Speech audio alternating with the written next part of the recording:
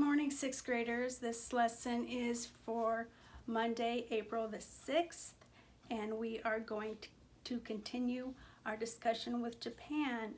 Hopefully you clicked on the link and you listened to How Great is Our God in Japanese. It's very pretty. And today we are going to be on pages 279 and 280. 279 and 280. It shouldn't be a long lesson today. We're just going to talk about the region today and some of the natural resources and the things in Japan, and then a little bit about ancient Japan, okay? So, let's see. Remember, what did I say Japan is? It starts with an A. It's an archipelago. An archipelago is a group of islands. And what did we say is the theory of how Japan came into existence? Remember, we talked about the god and goddess who stuck the jewel into the staff with the jewel into the water, and out came this island, and all the little people, the Japanese people, are descendants from gods. Okay, and so that is something we talked about yesterday. We talked about the highest mountain was Mount Fuji, and we're going to talk about the region today. Has any of you ever been to Japan? How many like Japanese food? Okay, so I've never been to Japan, but I do like Japanese food. Japan is an archipelago. Look at the location on your map on page 279. So we talked about being in an archipelago, over 6,800 islands in the Pacific Ocean. It is to the east of China and Korea. So if you look at where North Korea is, South Korea is, China, Russia, very close. Okay, so then you have the climate. It varies in the climate. Sometimes it gets really, really cold, and then sometimes it can get really hot. All right, the topography is made up of 4 islands. We talked about that yesterday, that are the peaks of submerged mountains. And remember, we talked about Mount Fuji being a volcano, and how many of you would like to go and climb Mount Fuji? Not me. No, thank you. Okay, so where would people choose to live in Japan if they wanted to live where it is generally warmer? Well, if you look, it would be in the southern part of Japan. Just like here in America, in the south, it's a lot warmer than it is here in Southern California. It's a lot hotter than it is in Northern California. Okay, what may have formed many of the Japan's mountains? If you said volcanoes, you are correct. Volcanoes, okay? Let's see. What is Japan's highest mountain again? Mount Fuji. And it's on the island of Honshu, and it's part of the Japanese Alps. Why is there so little farmland in Japan? Why do you think there's so little farmland in Japan? Well, because of the mountainous terrain. It's kind of hard to grow things in mountains, in the rocks. Why are Japan's rivers considered a natural resource? Well, the rivers produce electricity, and it also aids in irrigation. We've been talking about irrigation all through since the beginning of this year. What country is to the left of Japan? Look at where it is to the left of Japan. It is Russia. Okay? I'm sorry, not Japan. I meant to say, I missed a question because I was like, so is North Korea and South Korea? Okay, so Hokkaido. Hokkaido is the main island, and it's the farthest north, which is to the left of it, Russia. And then what country is closest to Japan? They could reach out there and touch, not really, but it's closest. Well, if you said South Korea, you are correct. And then in order to travel by boat from Kyushu Island to South Korea, what body of water would need to be crossed? Can you see it? The Korea Strait.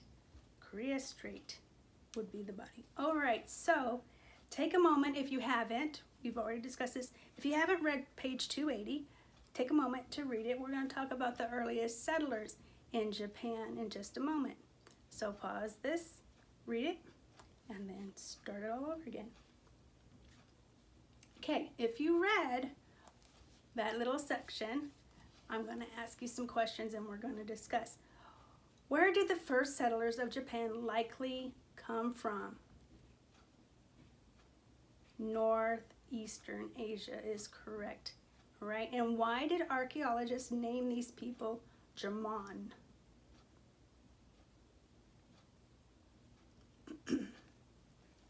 Pottery, if there's a picture of the pottery there, pottery that was probably made by these people had a cord or rope design, and Jomon means cord pattern.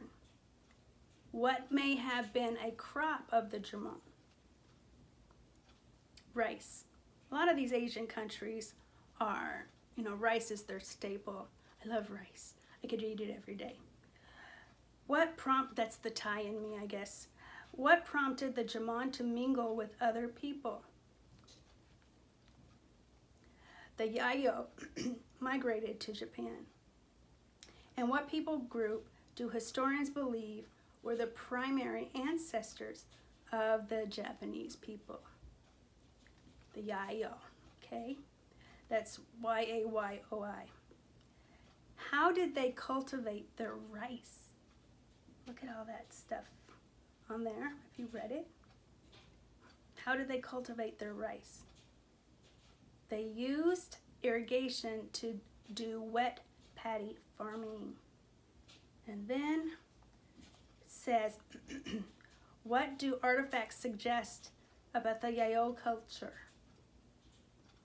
Well, they were skilled artisans. If you look at some of the things that they made there, remember, they don't have the different types of tools that we have today to do all kinds of sculpting and things. So they had to make their own, fish hooks, and had to make their own weapons and utensils and whatever they had to use.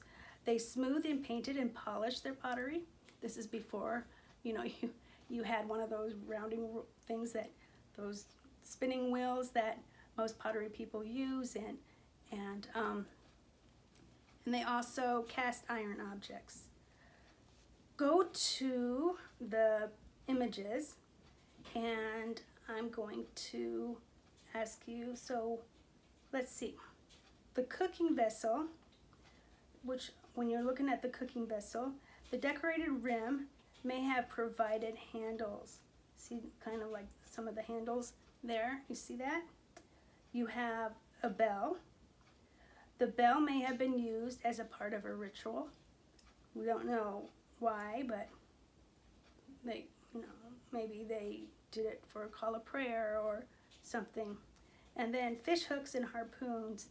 Fish and sea animals likely made up a large part of their diet.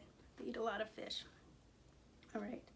So to conclude this chapter, look at the questions on the bottom of the page. Why is Japan considered an archipelago? I've been saying this over and over again because it's a group of islands. It has 4 main islands and many smaller islands. And then, how does Japan's creation myth compare to the Bible's account of creation? We've done this a lot too. We talk about God. We have one God. He created the world, and he created all the people, whether it be Japanese, Korean, Greek, German. He created them all. Japan's creation myth has God's creating just Japan, living on an island and having children. And We are all made in the image of God. He created us. We're all the same inside. We may look differently on the outside, but we are precious in His sight. That's something that we should always remember, and how we should treat people. Next week, Monday or Tuesday, tomorrow, I'll say next week, but tomorrow we will be discussing more about Japan. So I hope you come ready. Hope you're watching these videos and learning something new each day. I miss you guys. And don't forget, tomorrow the 6th graders are going to have their Zoom meeting with me at 1 o'clock. It's not going to be a lesson. It's just going to be a time to hang out, see how you're doing, and talk with you one-on-one. If you have any questions about history, you can ask then. It's just kind of a check-in. So I love you guys, and I will talk to you later. I hope you make good choices.